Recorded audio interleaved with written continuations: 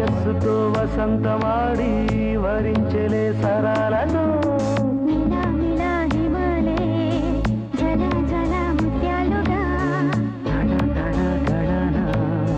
తటిల్లత హారాలుగా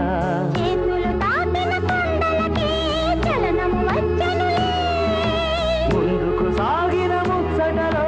మూవను పలికెను